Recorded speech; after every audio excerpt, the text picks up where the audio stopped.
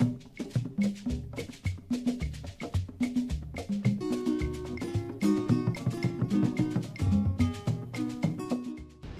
mami,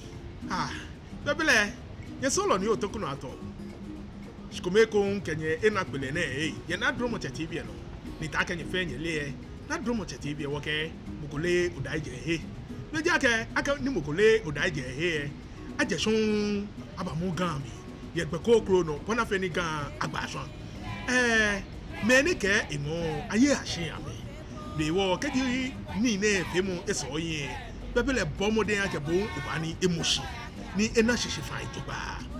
megbe no ba nyo tumbo na fe ni femo ne anya moshi we di ake ja bon o subscribe ne keni ne na agbede wo o gbo osan wo ba pa ni fa ni wo ba be onye ake nye fe ne keni ne nye hawo ko na fe ni gan ashesun ma bi mene nke je ba tun gan we mo ikome ni yin mi ye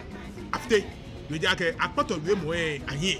ni be people akaji achinchin we mo kume atan esolo susumo ni woyo yeneke we mo ne ai makpa fai we mo yo ne emle kolo we mo yo ne emle kolo ni kaji odwe he shiabo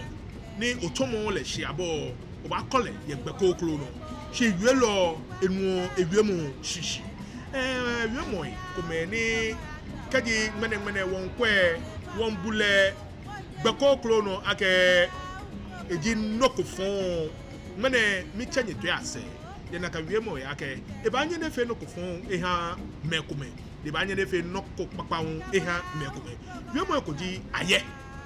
aye ni mene de jepo ke oge aye abaka abu ake aye ake ha yo ni kaji nu e achola ake apaso be kaji yo pe na achola aye ni kaji nu pe na achola ake apaso bebe wo gan wiemo she ne kengle hu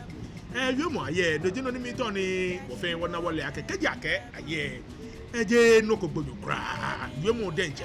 bravo ga get the words are innocence wiemo any mamoshe they are innocent ame mamoshe ni amele efon amele sha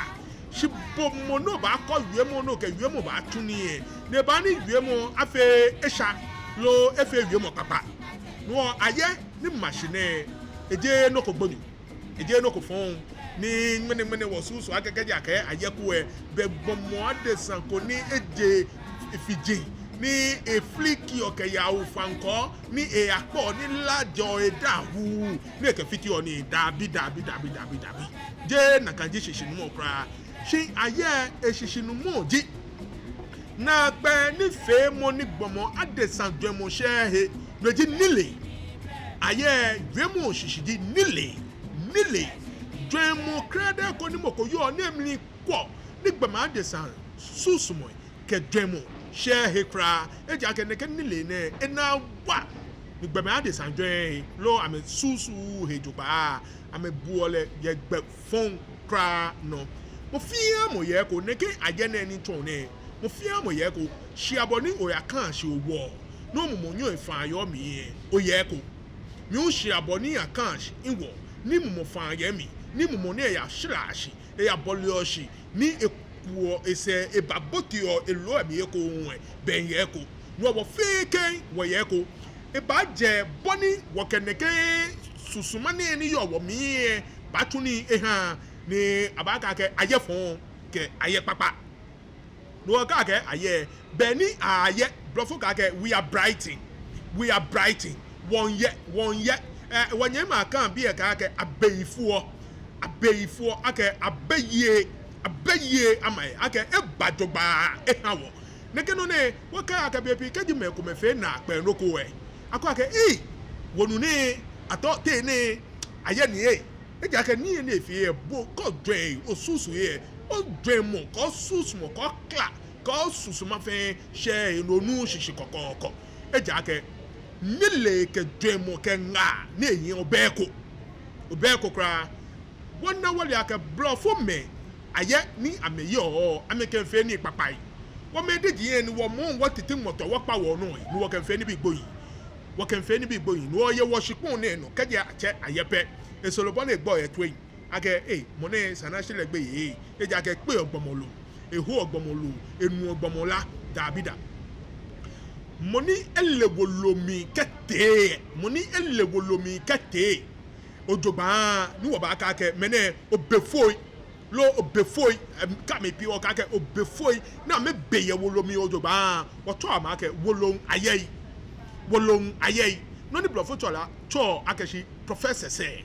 wolon ayei agbene kemane ayei mato afan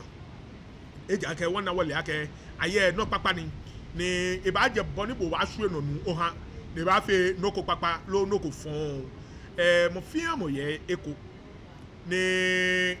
ke okwa sanku no ni blofo chole organ no oba na ke wo ye din ni wo ye eyen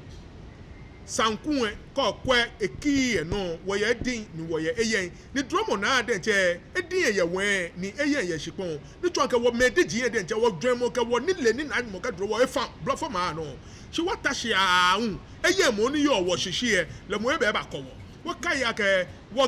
Ghana ni le lopana ko ni egbe eheshi ni wo to la ke Dr. Agri e ke no ni mo ye mba nya fi e mo din ba nya fi aye ni mo ye yo mo din hu ye ko no wo keji mo ye ba nya ne fe ko yo lele ni wo to la ke airplane wo mo din keji won wo tashi ni wo jonjo ba won wo ba nya ofi shi wo no ni wo yo wo kan fiteni wo mene keji acha aye esolobo ni wo susu ole kra shi mene nya ni wo na wo le ake eji no ko papa ni wo ba nya wo ka fe ni bi papa yo mo ni ji enyo ni mene acha lo ba yoji pana ke panaku ma beo mambi koni amenu ame wonshi ake ke wo ke pana yo mo pana edamo se ke andoko papa mo fe mo ni fi ono papa ye mami e ake yo mo ni ji pana petole ni pana blo foto like great so and so great na dromote great neke great ochi great welenchi ke great neke pana gbomo pana no yomo pana edamo shike me ni fi oni bi papa ni woto amake the noble men the noble women in the society no waya ye pana ni waya hin pana ye wo ma mi shabo na me fi oni bi papa she the opposite no ni kale shi oko ni ji panaku no edamo shike anoko gbonyo no akaji moko ye man ni fe no papa ni gbokegbe ona le eflogbe ma ichi de kala tepo e kai panu kaniye wako ke won che panaku ye bi to fa che panaku ye bi chikeji to fa che ne efi oni bi papa ni enine no jo keji otengo no fi ono no tawo e ke o manye bla bo bo to ne ke to fa che na ke to fa che pana chikeji efi no papa ye ma mi wo to la ke to fa che panaku agbene wu wo ye du lo panaku dulo ejaga wo be dulo ko ye mami ni edu e papa